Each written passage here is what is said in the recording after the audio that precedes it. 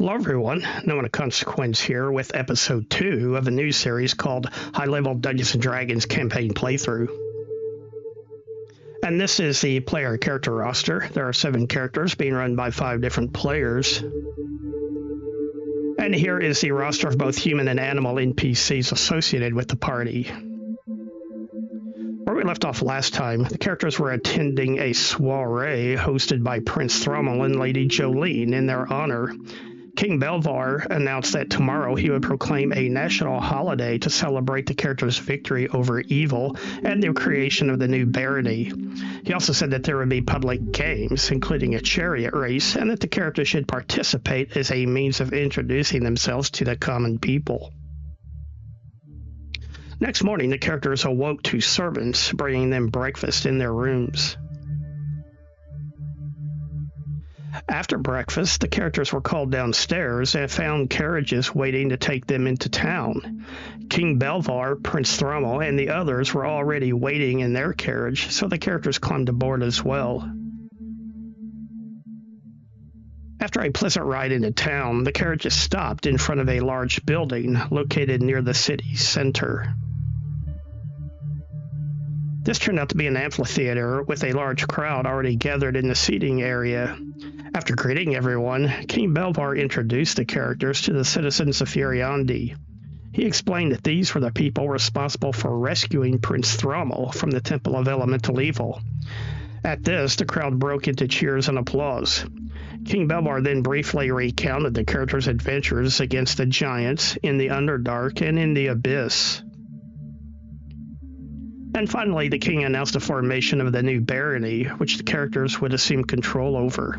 The king explained that this would be on the frontiers with the Horn Society, and that the characters would help protect Furyondy against invasion from that direction. Again, the crowd broke into wild cheers and applause. Next, King Belvar announced a national holiday and public games, beginning with chariot races. The crowd's roar signaled their approval. The king had actually been planning for this day well in advance and had invited neighboring countries to send representatives to participate in the games. He then introduced the chariot teams provided by those neighboring countries. First, there was this team from the neighboring country of Valuna. They were 2 clerics of St. Cuthbert, the state religion of that country. Next was a pair of elves from the Vesvi forest. The Vesvi isn't a nation per se, but the elves living there are an important ally of Furyondy. Next was this team, a pair of hulking barbarians sent by the wolf nomads. King Belvar is on friendly terms with the wolf nomads because they too fight against the expansion of Ios's kingdom. And lastly, there was this team, sent as emissaries by Ios.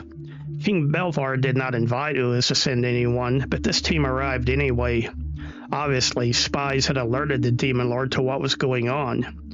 The king decided to let them participate, hoping that the characters would beat them in the race. As for the characters, they immediately recognized the 2 emissaries of Ios.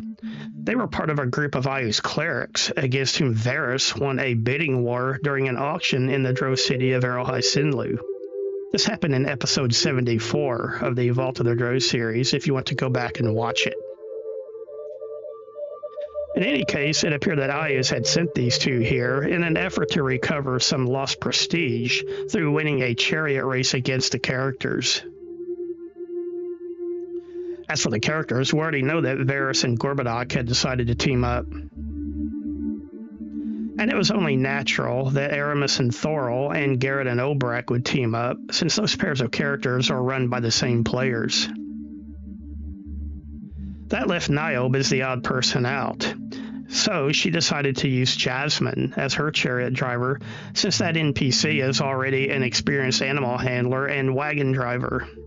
As per the chariot racing rules, this would actually give Niobe a slight advantage over the other teams. And speaking of the rules, just as a reminder from last episode, I used a heavily modified version of this product from ttrpg to conduct the chariot race. Each chariot has a baseline of stats, but each crew gets build points, which they can use to modify their chariot's characteristics. However, to keep things balanced, improving stats in one category causes a reduction in another. The chariot race now began, with each team's starting lane determined randomly. As you can see, the Ayu's team got the innermost lane, which could give them an overall advantage. As the chariots picked up speed, the teams began opening up a little space between each other.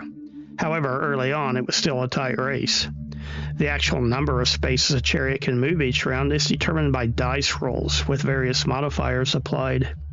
Chariots can also change lanes if there is an open path, but it costs movement points to do so. Of course, the players rolled for their own chariots, while I rolled for the NPC teams. However, as always, I made the dice rolls in the open, so that there could be no question of partiality. Here you can see that Obrak and Garrett and Niobe and Jasmine are beginning to pull ahead of the other teams. However, the Elvish chariot is close behind. On the other hand, Aramis and Thorol have fallen behind, so much so that they don't even appear in this screenshot. But suddenly, Aramis and Thorol made a lucky roll and surged forward. Now they've gone from dead last to just behind the lead chariots. As more distance was covered, the teams began spreading out. The Elves have moved into a slight first-place position, with Niobe and Jasmine close behind. Obrak and Garrett were in third place. The Wolf Nomad team saw an opening and maneuvered into the innermost lane, cutting off the Ayu's chariot. Meanwhile, Aramis and Thorol and Varys and Gorb are trailing behind, tied for last place.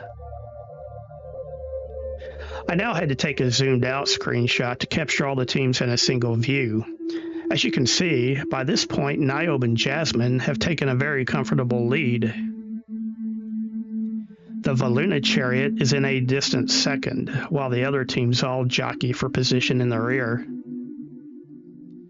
If Ayu's had any hope of regaining prestige against the characters here, his scheme was not panning out.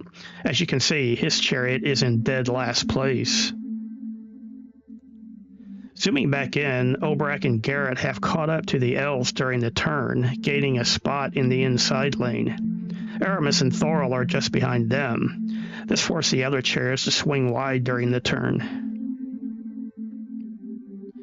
The chariot race rules allow for attacking other chariots in an attempt to cause them to crash out. The target chariot can, of course, try to defend against the attack. However, Obrak and Garrett made a successful attack on the Elvish chariot, causing it to turn over. The Dwarf and the Thief continued to race forward, while the Valuna team thundered past the wreck. Here is a zoomed-out view of the same moment. As you can see, Niobe and Jasmine are far in the lead. Obrak and Garrett are in second, with the Valuna team in third place. Back in the rear, Varys and Gorb have cut off the Ayu's team, gaining a slight advantage in the turn. In this scene, both Varys and Gorb and Aramis and Thorol are now in the final stretch. None of these chariots are going to win, but they can still try to place. Thorol and the Wolf Nomad team are trading attacks against each other's chariot, but neither have caused their opponent to crash out. Meanwhile, Varys and Gorbadoc have gained the inside lane and are pulling ahead of the others. Eventually, Aramis and Thorol gave up on attacking the Wolf Nomad chariot and are now focused on maintaining their lead against them. In fact, Aramis and Thorol were about to pull ahead of Varys and Gorbadoc when Gorb suddenly decided to attack their chariot.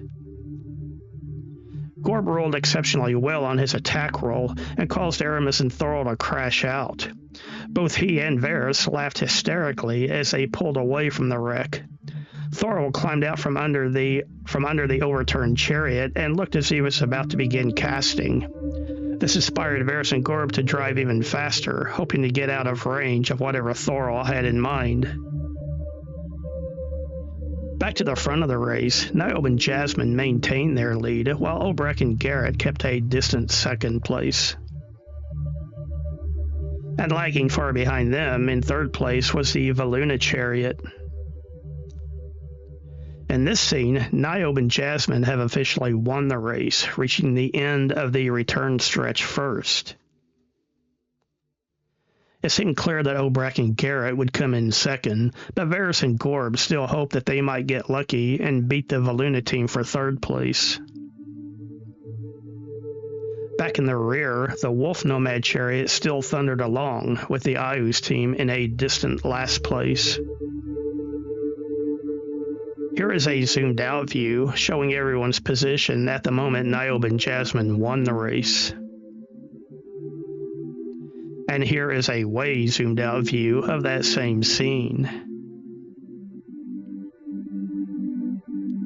Despite Varys and Gorb's best efforts, the Valuna team still managed to place third. So here we see from right to left, Niobe and Jasmine placing first, Obrecht and Garrett placing second, and the Valuna team placing third. King Belvar congratulated the top three teams, and he was personally pleased that his champions, the characters, were driving two of the three placing chariots, and he didn't mind it at all that his staunch ally, Valuna, took third place. And finally, Belvar was extremely pleased that the chariot of his arch-rival, the Kingdom of Ayus, placed dead last. The characters had thus heaped even more humiliation onto the Demon Lord and his minions. Alright, well that's all for now. Thanks for watching. If you enjoyed the video, please hit the like button, leave a comment, and let me know what you think. If you haven't, please subscribe to the channel, and anything you do to help support the channel, I appreciate it. Thanks again. Bye for now.